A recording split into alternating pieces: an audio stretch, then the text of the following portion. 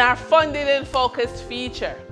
When you decide to use AI in your business, because that's where the world is operating anyway, to earn money from the subscriptions to AI that you have to pay, it helps to group the AI tools in about 14 types to navigate where you're going to put your money. But if you're new to AI, as a beginner, you don't need to memorize all the categories. In fact, it's best for you to think, okay, I'm going to pay for this AI subscription and use it like a department inside your business. Yes, there are free models, but you don't get the power like you pay. You understand? So it's like running your business.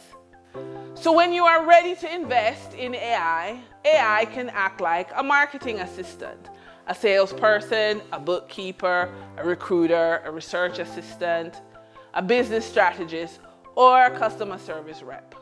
In other words, your monthly AI subscription that you pay for becomes a small digital team helping your business to run smoothly.